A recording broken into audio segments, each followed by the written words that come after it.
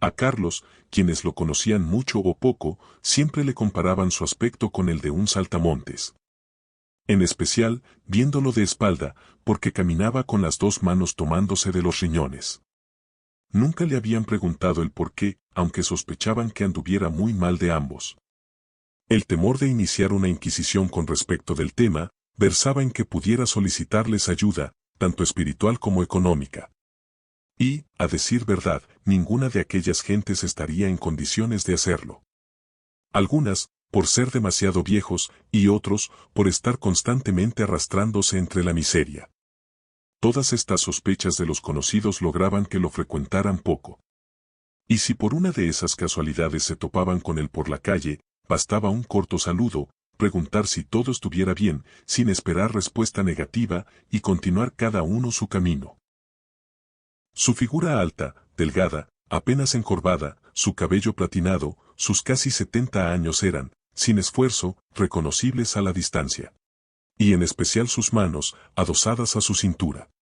No recordaban desde cuándo hubiese comenzado esto.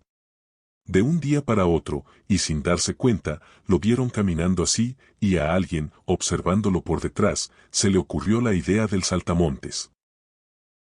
Esta elucubración fue pasando de mente en mente y de boca en boca hasta llegar a todo el vecindario y ser reconocido como tal. Pero Carlos desconocía el epíteto y continuaba su labor diaria de caminar de aquí para allá, cuidando que sus riñones no fueran golpeados en una caída o que se mantuvieran en su lugar. Recordaba a su padre quien, a los 91, circulaba con su mentón vendado, a prueba de caídas porque siempre había afirmado que, si llegara a pasar los 80, andaría con esponjas puestas sobre sus glúteos, debajo de sus pantalones, y otras cubriendo sus rodillas.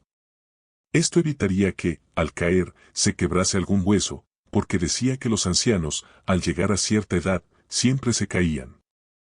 Poco antes de morir pidió que rellenaran su féretro con esponjas, para no ser golpeado al momento de bajarlo a su fosa. Y tal vez Carlos hubiese heredado un poco de las angustias de su padre. A los 30 conoció a Angélica, y lo primero que su padre dijo, al conocerla, fue que Carlos nunca sería feliz con esa mujer, no era fértil, y que si llegara a tener un hijo con ella, nacería con una malformación, o sería discapacitado toda su vida. Esto logró germinar el constante temor de Carlos ante la posibilidad que Angélica quedara embarazada. Las pocas veces que hicieron el amor, Carlos no solo usó varios preservativos, sino que, además, llevó puestos sus calzones. El contacto de piel con piel también había sido advertido por su padre. Su propia esposa lo había contagiado, una vez, de sífilis, malestar del que logró curarse en un mes o algo así. Sin embargo, Lucrecia siempre le decía que era él quien la había contagiado, y que ella nada tuviera que ver en el asunto. Probablemente haya sido de esta manera, ya que Anselmo solía frecuentar casas de masajes, alegando que su mujer, a pesar de haber tenido a Carlos, ya no pudiera engendrar más hijos, por motivos de religión o fuera uno a saber por qué. Conociendo estos antecedentes de su marido, Lucrecia dejó de interesarse en tener sexo con él, entreteniéndose hojeando revistas de fotonovelas o curioseando algún video por internet. Con la cálida compañía de un buen vaso de vino tinto, los recuerdos de sus padres desfilaron ante su vista. Y a pesar que el médico le hubiese aconsejado no consumir alcohol, la infaltable amistad de un vaso de vino durante las comidas era siempre bienvenida. Había veces en que los recuerdos regresaban del pasado. Ahí estaba Jorgito, sentado en el umbral de la casa de su abuela, una tarde de verano en la que el sol fundía los metales. Sentadito, saboreaba una manzana verde. Carlos se acercó a saludarlo, y durante todo el momento en que estuvieron hablando, Jorgito no le convidó de su manzana. Carlos veía cómo la saboreaba, pero debió retirarse a su casa, evitando confrontar. Sabía que su compañerito de escuela solo se aproximaba cuando necesitaba algo. Pero convidar, jamás. Con el paso de los años Carlos fue olvidando el tema, hasta ese momento en que, frente al vaso de vino, no supo bien el motivo, pero regresó de su baúl de recuerdos. Lo vio, hace un par de días atrás, andando por la calle.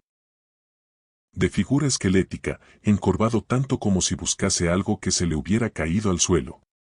Por un momento, ideó evitarlo, cruzar a la otra acera, mezclarse entre la gente o hacerse el distraído, o que sufriera la pérdida momentánea de la visión a causa de una carbonilla que le hubiese entrado.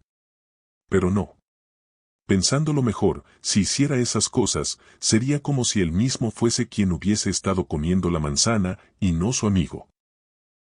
Dejó a un lado todos estos pensamientos, apretó sus riñones y siguió caminando. Jorge se detuvo, reconociendo a su amigo entre la bruma del tiempo.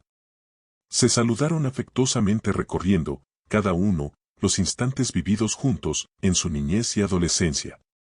Carlos, de inmediato, y a pesar de esas remembranzas compartidas, supuso estar en lo cierto que Jorge hubiese evitado la que correspondiera a aquella calurosa tarde de domingo, comiendo su manzana verde. Quizás no le interesara rescatarlo al presente, no dándole importancia. Sin embargo, para Carlos, su trascendencia era vital, porque se agregaría a otra, mucho peor, durante el colegio secundario. Su carpeta de matemática, tan prolija, debió prestársela por tener que dar un examen final, ya que, la de él, estuviera muy descuidada. Luego del examen, al devolvérsela, vio que había colocado su nombre en todas las hojas, como si, en verdad, el trabajo fuera de él. Carlos le agradeció que se la hubiese devuelto. Al finalizar el año, la furia que le provocó el hecho lo obligó a quemarla, una noche. Pero, a pesar de ello, el rescate de esta otra traición de su amigo quedó grabada a fuego en su corazón. Se sentaron en un banco de la plaza, a la sombra de un árbol frondoso. Carlos preguntó por qué su torso estaba tan inclinado. Jorge lo observó de costado, casi sin mover la cabeza, y dirigiendo su voz hacia el suelo explicó que había sufrido un par de infartos y que su médico le había aconsejado que caminara agachado para evitar sobrecargar, con su peso, sus pulmones y su corazón. Hacía un par de meses que andaba así y que prefería eso a estar internado en el hospital. Era cierto lo que relataba, su aspecto demacrado y el color pálido de la piel no hacían más que certificarlo.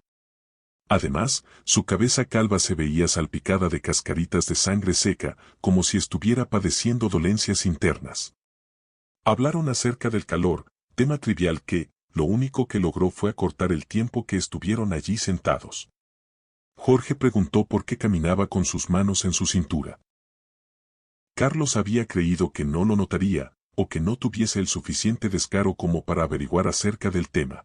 Recibió la explicación de sus riñones, y que, si no se los estuviese sosteniendo, le pareciera que se soltasen de sus amarras, revolcándose entre sus intestinos, provocando problemas difíciles de sanar.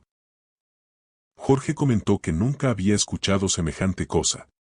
Y lo que sí había oído era que la gente murmuraba que parecía un saltamontes, viéndolo por detrás.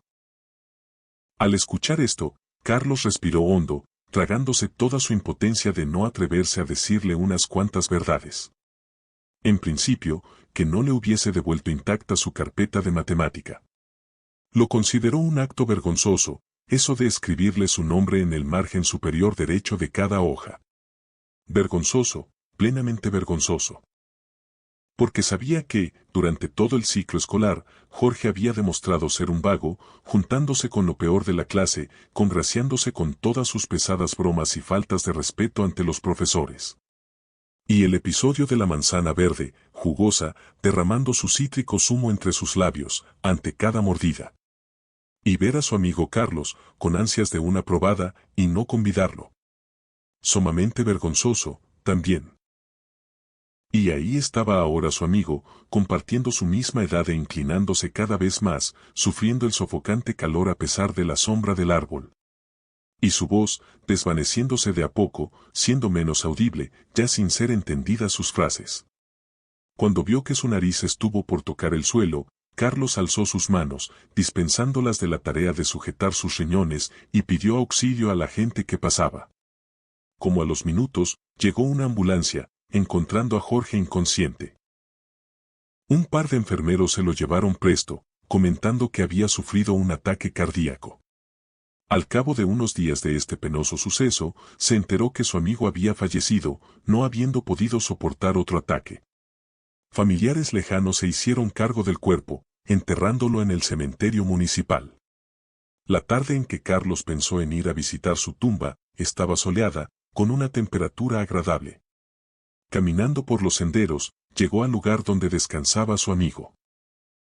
No tenía lápida, solo una cruz de madera con un cartelito atado con alambre, donde se leía su nombre y la fecha de nacimiento y muerte. Carlos iba preparado, llevaba una bolsa. De pie, frente a la tumba de su amigo, extrajo una grande y jugosa manzana verde, mordiéndola de inmediato. Qué placer sentir el cítrico y refrescante zumo escaparse entre sus labios.